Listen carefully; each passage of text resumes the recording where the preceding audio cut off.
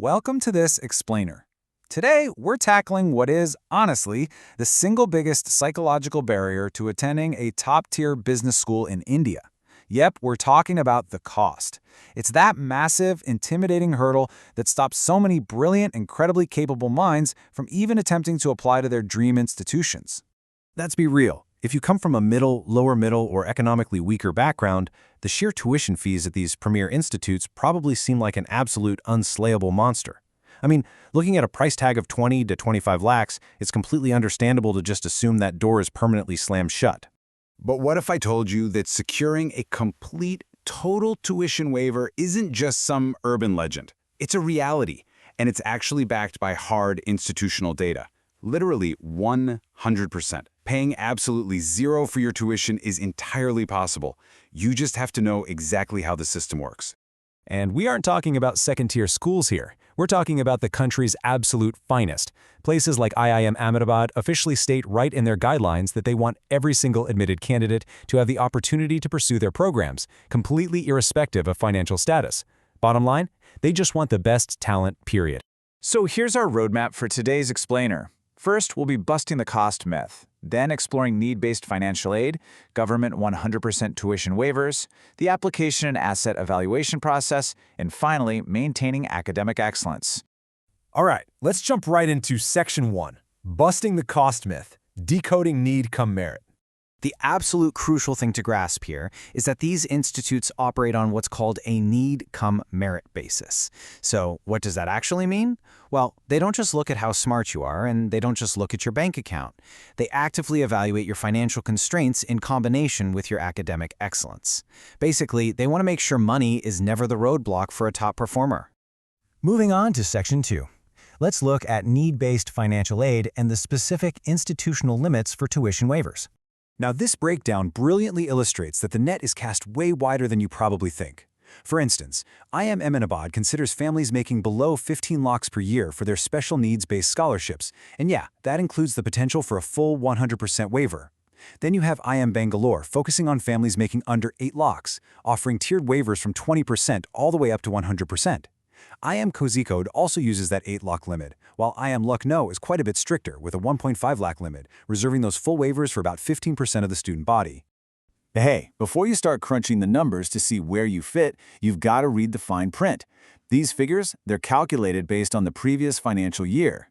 Also, family income includes the total income of your parents or guardians, plus your spouse if you're married. And here is the kicker. This is gross income, meaning it's the amount before the taxman takes his cut. Which brings us to Section 3, Government 100% tuition waivers, specifically the central sector schemes for top-class education. Aside from the institutes themselves, what's really fascinating here is the massive financial firepower provided by the Indian government. To get full course fee reimbursement under this scheme, SC students have a family income limit of up to 8 lakhs. For ST students, it's up to 6 lakhs. For minority communities, that threshold is up to 2.5 lakhs, and for students with disabilities or PWD, the income from all sources just can't exceed 6 lakhs per annum. And guys, the support here is just incredibly comprehensive. I mean, the central sector scheme doesn't stop at just tuition. It literally pays for your living expenses with a monthly allowance of 3,000 rupees. It covers your books with a one-time allowance of 5,000 rupees, and get this, it even directly transfers 45,000 rupees for a new computer or laptop. Let's be honest, that is a fantastic perk when you're already getting free tuition. They are essentially ensuring you have the exact same tools as anyone else sitting in that classroom. All right, let's get into the nitty-gritty in Section 4, Application and Asset Evaluation, or as I like to call it, the faculty's deep dive into your finances. So what's the catch? Well, the application process goes way beyond just sliding an income certificate across a desk. Yes, you have to submit valid proof of your family income, but you also have to fully disclose your past earnings and any educational loans you might have already taken on. Once you do that, a dedicated faculty committee takes the wheel. In this committee, they essentially act like financial detectives. They're looking at two very different pictures. On one side, they look at your stated income, the numbers on your tax returns and payslips. But then they compare that against your real wealth. They're looking closely at movable assets, immovable family property, and exactly how many dependents are actually relying on that income. It's a highly analytical, deep dive to absolutely guarantee these funds go to the students who genuinely need them most. This leads us to our final part, Section 5, Maintaining Academic Excellence, which is essentially the CGPA reality check. Because once you secure the bag, you have to keep it. As clearly stated right in the ICRAM guidelines, a drop in your academic performance means your financial lifeline can be immediately revoked. The committee sets specific minimum grade points, and you have to hit those CGPA targets every single term. No slacking off. To put that into perspective, let's use the prestigious Aditya Birla Scholarship as a benchmark for these intense scholastic standards. To maintain this funding, you must stay in the top 25% of your batch. Think about that for a second. You are competing against literally some of the smartest minds in the country.